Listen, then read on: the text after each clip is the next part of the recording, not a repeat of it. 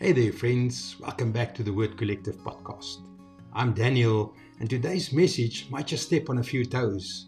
But that's all right, because God sometimes needs to touch our pride before He can heal our hearts. Our topic, get off your high horse. In this episode, we talk about when pride blocks your healing. Now that phrase means come down from your pride, your position, your self-importance. And if anyone ever needed to do that, it was Naaman, the commander of the army of Syria. But let's read 2 Kings 5 and verse 1. Now Naaman, the commander of the army of the king of Syria, was a great and honorable man in the eyes of his master, because by him the Lord had given victory to Syria.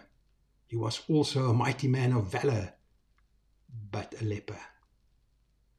That last part hits hard. But a leper. Isn't that true of so many of us?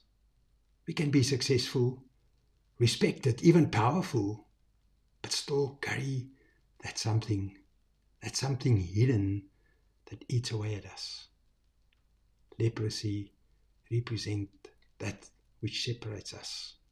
Sin, shame, pride, fear, the things we'd rather keep covered.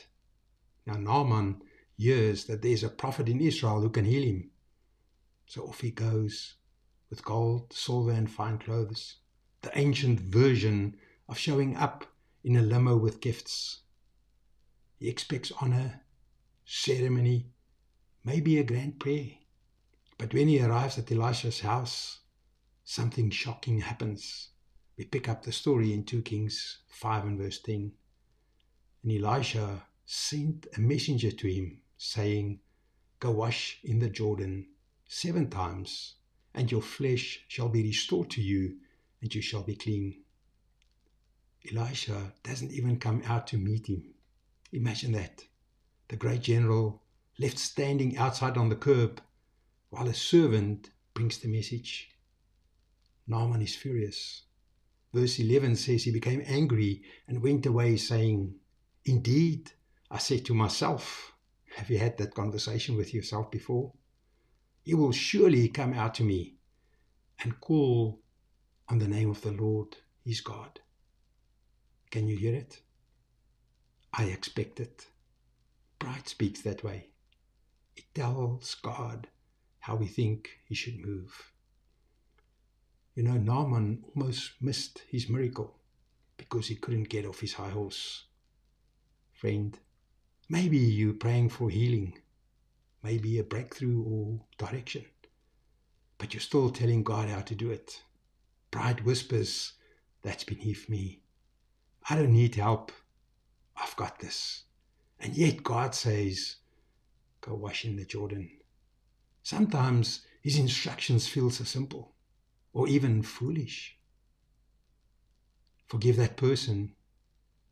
Say sorry first. Sow that seed, or even humble yourself. Naaman's servants pleaded with him, if the prophet had told you to do something great, would you have done it? So he went down, literally down from his high horse, down into the Jordan, and was cleansed. The moment he humbled himself, the healing came. James 4:10 says, Humble yourselves in the sight of the Lord, and he will lift you up. It's not the mighty who receive grace. It's the humble. So today's reflection, is there an area where pride has kept you from obedience? Maybe it's time to get off your high horse and step into the river of God's grace. Please pray with me. Lord, thank you that you resist the proud, but give grace to the humble. Show us where pride hides in our hearts, and give us courage to come down, to obey, to forgive, to yield. Wash us clean like you did for Naaman, that your glory may be seen in our lives. In Jesus' name we pray. Amen. That's it for this episode. Please like, follow, and share this message with the person the Spirit reminded you of. Stay rooted in the Word and be blessed.